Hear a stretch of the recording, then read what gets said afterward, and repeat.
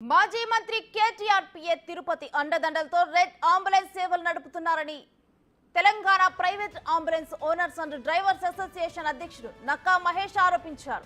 ఎర్రమంజిలోని private ambulance స్థలంలో నిరసన వ్యక్తం చేశారు. రెడ్ అంబులెన్స్ల దోపిడీని వెంటనే నిలుపుదల చేయాలని డిమాండ్ చేశారు. రెడ్ అంబులెన్స్ల వల్ల తెలంగాణలో బతికే ప్రైవేట్ అంబులెన్సులు 10,000 కుటుంబాలు నష్టపోతున్నాయని ఆవేదన వ్యక్తం చేశారు.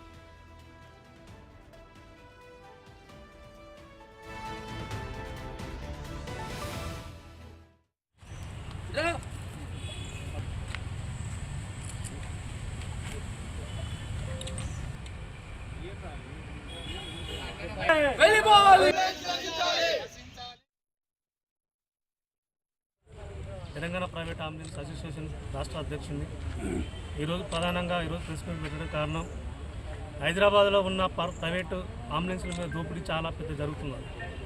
ఈ హైదరాబాద్లో రెడ్ అంబులెన్స్ అనే సంస్థ చైనా ఏజెంటు ఈరోజు హైదరాబాద్కి వచ్చి హైదరాబాద్ పెత్తనం చేస్తున్నాడు. ఈరోజు 1,000 మంది 4,000 నుంచి 5,000 మంది పైన అతను పెత్తనం చేస్తున్నాడు. మేము గత 20-30 సంవత్సరాలకి ఇక్కడ సర్వీస్ చేసుకుంటాం మేము ఉన్నాము. గత 7 సంవత్సరాల నుంచి అతను వచ్చి గత ప్రభుత్వం పెద్దలు IT minister KTR PA Tirupati అనుసంధానంతో ఈ రెడ్ అంబులెన్స్ అనే సమస్యకు సపోర్ట్ చేసుకుంటూ అతను ఈరోజు ఉన్న కార్పొరేట్ హాస్పిటల్ మొత్తం ఆయనకు అప్పచెప్పింది.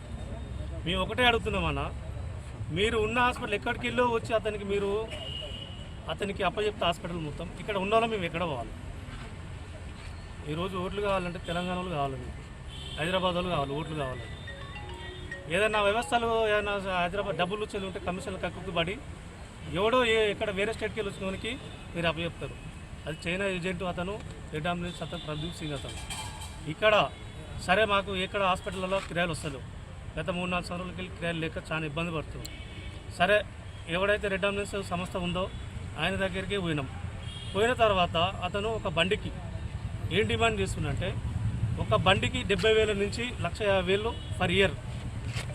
సరే అని అట్లా కూడా కట్టిన తర్వాత అతను ఏం చేస్తుండే ఒక కిరాయి పైన 40% కమిషన్ తీసుకుంటుండు.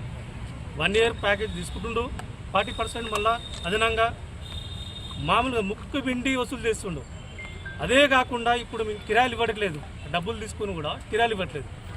మేము మా యూనియన్ తరఫునకి వెళ్ళి మా సభ్యులు నేను అందరం కలిసి అతను పోయి అడిగితే మీరు ఇవ్వని చెప్పుకున్నా నాకు భయం లేదు, ఇవ్వని చెప్పుకుంటే చెప్పుకోండి, ఏం చేసుకుంటే చెప్పుకోండి ఆయన ఒకటే అంటూ. ఎందుకు నీకు ఇంత నువ్వు ఏడముంటున్నావు? ఇది పంజాబ్ కాదు, తెలంగాణ రాష్ట్రం. తెలంగాణ తెచ్చుకుని దేనికోసం మేము. ఇక ఇదే అంశానికి సంబంధించిన డీటెయిల్స్ మా అసోసియేట్ ఇన్పుట్ ఎడిటర్ నగేష్ని అడిగి తెలుసుకుందాం. నగేష్, కేటీఆర్ పిఏ తిరుపతి అండతో నడుస్తున్న ఈ రెడ్ అంబులెన్స్ల అంశం గురించి డీటెయిల్స్ ఏంటి? తెలంగాణలో గత 10 ఏళ్లుగా కేటీఆర్ మంత్రిగా పనిచేశారు. ఈ క్రమంలో బండారు తిరుపతి కేటీఆర్ పిఏగా చెల్లామణి 10 ఏళ్లు అతను ఈ రెడ్ అంబులెన్స్ కూడా హైదరాబాద్ తో పాటు తెలంగాణ వ్యాప్తంగా తీసుకొచ్చి వాళ్ళందరినీ కూడా రెడ్ అంబులెన్స్ పేరిట అక్కడ సూపరింటెండెంట్ ని, హాస్పిటల్ చైర్మన్స్ ని మాట్లాడి రెడ్ అంబులెన్స్ అనేది నడిపిస్తుందని చెప్పి నక్కా మహేష్ ఆరోపిస్తున్నాడు. రెడ్ అంబులెన్స్ లోకల్ ఏదో పంజాబ్ రాష్ట్రం నుంచి మిగతా రాష్ట్రాల నుంచి కూడా తీసుకొచ్చి ఇక్కడ బలవంతంగా ఇక్కడ చాలా ప్రైవేట్ అంబులెన్స్లు వందలాది ఉన్నాయి. అయినా కూడా రెడ్ అంబులెన్స్లు అనేది నిమ్స్ తో పాటు మిగతా చాలా చోట్ల కూడా తీసుకొచ్చి అక్కడ సూపరింటెండెంట్ మాట్లాడి కేవలం రెడ్ అంబులెన్స్ కే కిరాయిలు ఇచ్చే విధంగా మూవ్మెంట్ చేసినట్టుగా కనిపిస్తుంది. అందులో బండారు తిరుపతికి కూడా దాదాపు 40% కమిషన్ కూడా రెడ్ అంబులెన్స్ ఓనర్ ఇస్తున్నట్టుగా నక్కా మహేష్ ఆరోపిస్తున్నాడు. కేవలం రెడ్ అంబులెన్స్లే తెలంగాణలో నడిస్తే మా ప్రైవేట్ అంబులెన్స్ల పరిస్థితి ఏంటి? గత 10 ఏళ్ల కాలంగా ఇదే నడుస్తుంది. ఇప్పుడు కూడా కాంగ్రెస్ ప్రభుత్వం మారిన తర్వాత కూడా రెడ్ అంబులెన్స్ల ప్రమేయం ఏంటి? పక్క రాష్ట్రాల నుంచి తీసుకొచ్చి తెలంగాణ రాష్ట్రంలో నడపడమని చెప్పి మీరు డిమాండ్ చేస్తున్నారు. మరి తెలంగాణ రాష్ట్రంలో ఉద్యమాలు చేసిన మాంద్రి పరిస్థితి ఏంటి? మా కొట్టగొట్టి రెడ్ అంబులెన్స్లని నడిపిస్తున్నారు. రెడ్ అంబులెన్స్ ఏదైనా దగ్గరికి వెళ్ళినా కూడా ఎవరితో చెప్పుకోండి, ఖచ్చితంగా రెడ్ అంబులెన్స్లు నడిపిస్తామని చెప్తున్నారు. ఇప్పటికే ప్రైవేట్ అంబులెన్స్లు తెలంగాణ వ్యాప్తంగా కూడా చాలా చోట్ల నడవని పరిస్థితి, దయనీయ పరిస్థితి ఉంది.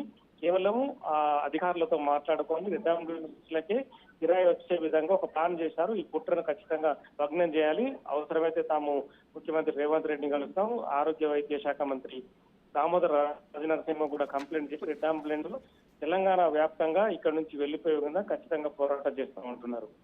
అయితే ఈ రెడ్ అంబులెన్స్ సంస్థ సర్టెన్ టర్మ్స్ అండ్ కండిషన్స్ తో రన్ చేస్తూ కూడా ఆ కండిషన్స్ ఫాలో అవ్వకుండా కమిషన్స్ కోసం కకృతి పడి ప్రతి ట్రిప్ కి కూడా వీరి దగ్గర నుంచి కమిషన్స్ తీసుకుంటున్నట్లు కూడా వీరు ఆరోపిస్తున్నారు. అసలు దీనివల్ల ఎంతమంది ఫ్యామిలీస్ ఎఫెక్ట్ అవుతున్నాయి, అసలు కంప్లీట్ డీటెయిల్స్ ఏంటి నాగేష్?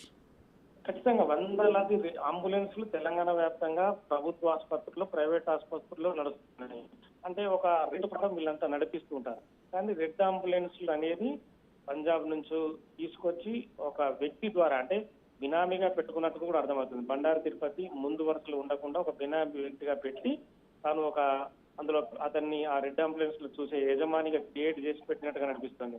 మొత్తం వ్యవహారం అంతా కూడా బండారు తిరుపతి వెనుక నుంచి నడిపిస్తున్నాడు. అంటే బండారు తిరుపతి మీద ఒక్క ఆరోపణలే కాదు, కేటీఆర్ పేరు చెప్పి చాలా చోట్ల మిగతా భూముల వ్యాపారాలు కావచ్చు, అధికారులు ఫోన్ చేసి మిగతా పైరవీలు చేయడం కావచ్చు, ఆధారంలో బండారు తిరుపతి పేరు వినిపించింది. ఈ మధ్యకాలంలో మీడియాలో కూడా బండారు తిరుపతి పేరు మీద 100 కోట్ల ఆస్తులు సంపాదించాడు కేటీఆర్ అడ్డం పెట్టని చెప్పి ఇప్పటికే చాలా వరకు ఆరోపణలు వినిపిస్తున్నాయి. ఈ క్రమంలో రెడ్ అంబులెన్స్ అనేది తాజాగా బయటకు వచ్చింది.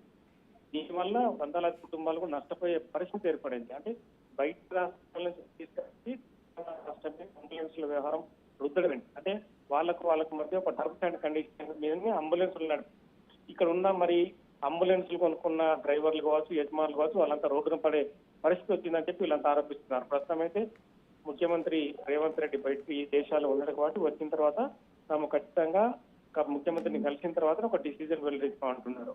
Thank you Nagesh.